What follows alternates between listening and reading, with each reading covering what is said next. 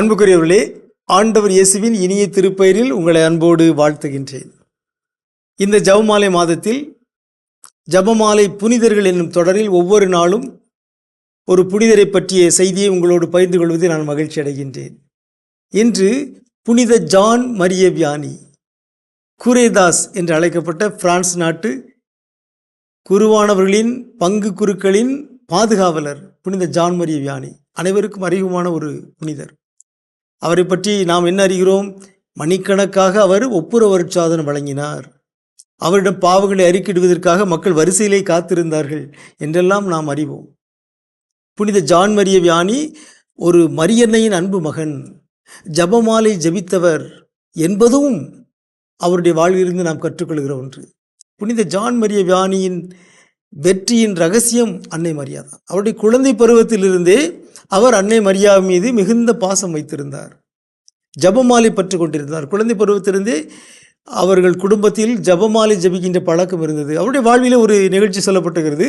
அவர் சிறுவனாக இருந்த பொழுது ஒரு அழகான ஜபமாலை அவருக்கு பரிசாக கிடைத்தது. அவர் அதை பார்த்து பார்த்து மகிழ்ச்சி அடைந்தார். அப்பொழுது அவருடைய மூத்த சகோதரி, இந்த ஜபமாலை எனக்குத்தா என்று விரும்பி கேட்டார். மரிய வியானிக்கு அதை கொடுப்பதற்கு விருப்பமில்லை. ஆனால் அவங்க அம்மா சொன்னாங்க, இறை அன்பை முன்னிட்டு நீ உன் அக்காவுக்கு இந்த ஜபமாலையை கொடுத்து விடு. அம்மா சொன்னார்கள் என்பதற்காகவும் இறை அன்பை முன்னிட்டு என்ற வார்த்தையை முன்னிட்டும் மரிய வியானி அந்த அழகான ஜபமாலையை தன் அக்காவுக்கு கொடுத்து விட்டார். ஆனால் அவருடைய கண்ணிலிருந்து கண்ணீர் வந்ததாம். இதை அவரே சொல்லியிருக்கிறார். ஆகவே குழந்தை பருவத்திலேயே ஜபமாலை மீது ஒரு பற்று கொண்டிருந்த, பாசம் கொண்டிருந்த ஒரு சிறுவனாக ஜான் மரிய வியானி விளங்கினார். அவர் வளர்ந்து குருவானவரான பிறகும் அவருக்கு ஆற்றல் தருகின்ற, பாதுகாப்பு தருகின்ற ஒரு கருவியாக ஜபமாலை விளங்கியது என்பதை அவரே பல நேரங்களில் சொல்லியிருக்கிறார். அவருடைய வாழ்வில் அன்னை மரியாவுடைய பாதுகாப்பை அவர் பலமுறை உணர்ந்திருக்கிறார். அவரை அலகை பலமுறை சோதித்தது. மனித வடிவில் வந்து அவருக்கு நெருக்கடிகள் தந்தது. அப்பொழுதெல்லாம் அவர் அன்னை மரியாவை கூவி அழைத்தார். மரியே, என் தாயை எனக்கு உதவி செய்ய வாருங்கள் என்று அழைத்தார். அப்பொழுதெல்லாம் அந்த தாய் அவருக்கு விரைந்து உதவி செய்தார், அவரை பாதுகாத்தார். ஜபமாலை பற்றி ஜான் மரிய வியானி சொல்லியிருக்கிறார்.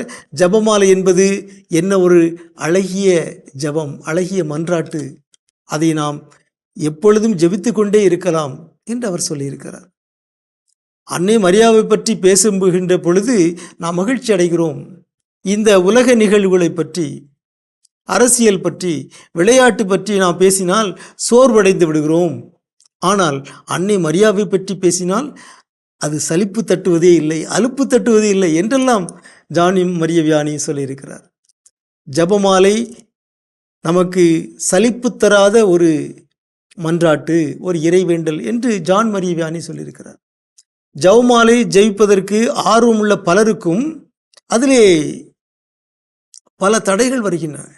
நாங்கள் ஜபமாலை ஜபிக்க விரும்புகிறோம், ஆனால் முடியலை.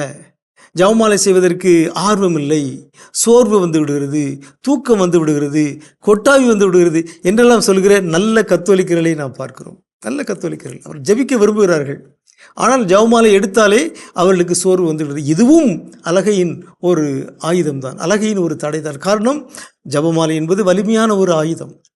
எப்படி இறை வார்த்தை என்பது ஒரு போர்வாள் என்று பவுல் சொல்லியிருக்கிறாரோ, அதே போலவே ஜபமாலை என்பதும் ஒரு பாதுகாப்பின் ஆயுதமாக இருக்கிறது. எனவே அலகை அதை ஜபிக்க விடாமல் தடுக்கிறது என்பதுதான் பலருடைய அனுபவம்.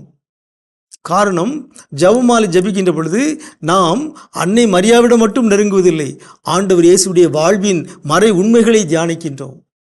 ஜபமாலை ஜபிக்கின்ற போது உதடுகள் அருள் நிறைந்த மரியே வாழ்க என்று உச்சரிக்கின்றன. நம்முடைய மனது ஆண்டவர் இயேசுவின் பிறப்பு, பணிவாழ்வு, இறப்பு, உயிர்ப்பு, விண்ணேற்பு என்னும் மறை உண்மைகளை தியானிக்கின்றன, தியானிக்க வேண்டும்.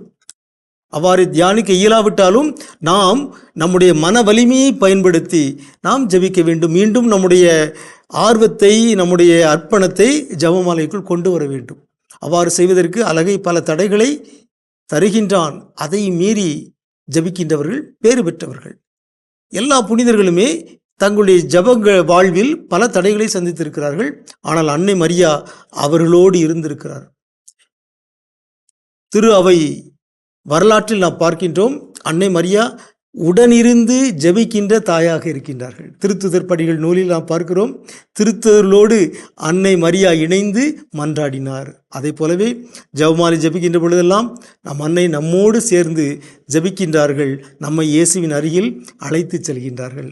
அதை மறவாது நாம் ஜெபமாலை ஜெபிப்போமாக, ஆண்டவரிடம் நெருங்கி செல்வோமாக. உங்களுக்கு அமைதி உரித்தாகுக.